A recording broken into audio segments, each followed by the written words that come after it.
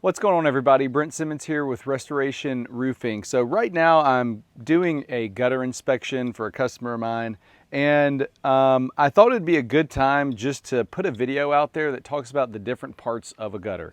If you follow my channel, recently we did a parts of the roof video, and seems very fitting to go ahead and do the different parts of a gutter and to just go over the terminology with you all so that when you ever go to buy some gutters, you sound educated, you know what you're talking about, and that way, you know, you can speak the lingo, so to speak, with your gutter contractor. So right off the bat, I'm just going to cover the basic things. This is called your gutter. On this house, it actually has a 5-inch gutter. It's aluminum, so it's pre-finished. You can kind of see from the inside, it just looks like raw metal, but on the outside, it's a nice gray color, like a baked-on finish. So this is what we would call a seamless gutter, which isn't really true about them being 100% seamless because there are joints where gutters have to connect. But usually when a company talks about there being seamless gutters, it means that they're going to come out to your house or your property with a gutter machine. And they're going to form the gutters on site, which allows them to make, you know, very specific links without having all these joints in the middle. There's a lot of different ways to do the joints on the corners, but this, where it's on the inside, you have two slopes that meet here. This is what we call an inside corner or an inside miter joint. This one in particular was just spliced together with one of these connector pieces right here, and they use a gutter sealant to seal it up. Now when you get like over here, it's basically the same thing, but it's the opposite. That's what we call an outside corner or an outside miter joint.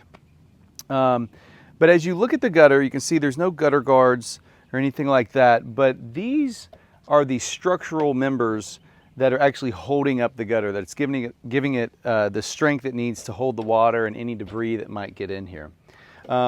This gutter system right here actually has what we call gutter hangers or gutter clips.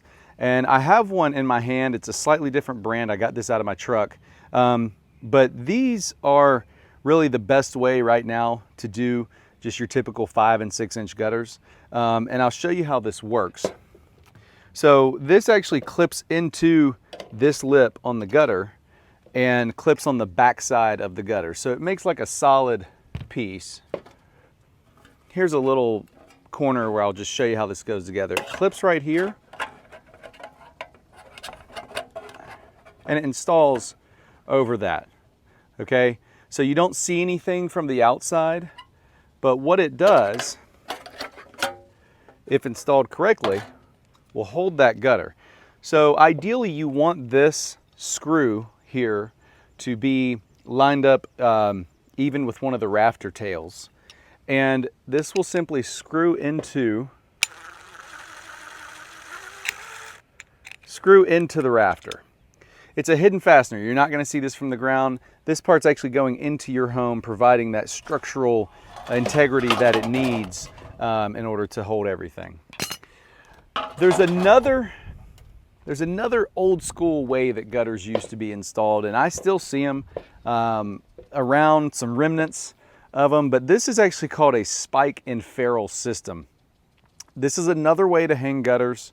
We do not install it this way at all. We've always used gutter hangers, but quite simply the way this works is this piece is called the ferrule, and it goes inside the gutter.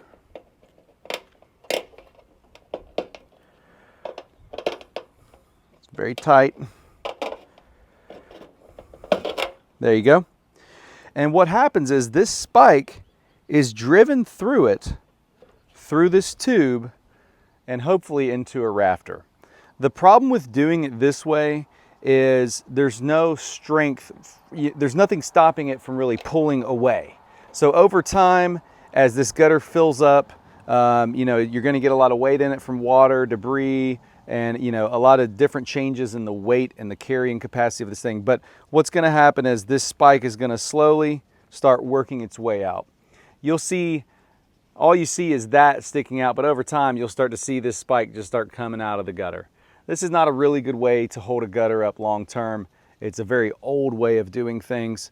But those are the two main types of, I guess, hanging styles or ways to attach gutters that we see.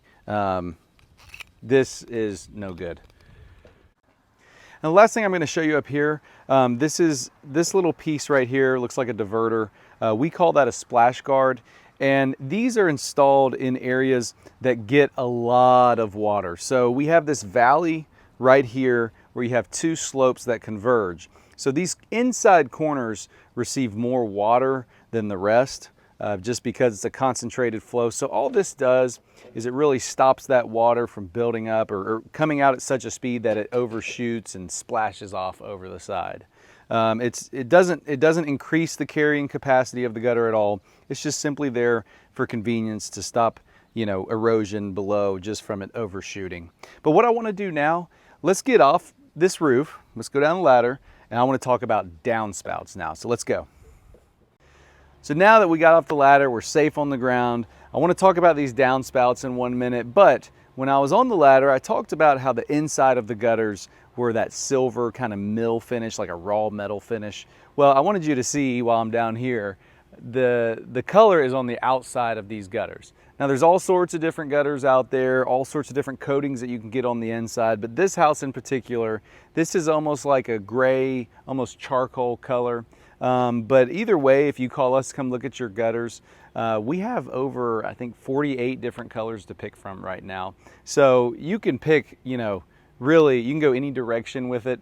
You can make them blend in, you can make them contrast. I do like what they did on this house originally. You've got like a nice white siding with the gray, really accents everything really well. But let's talk about the downspout real quick. This right here is what we call a downspout.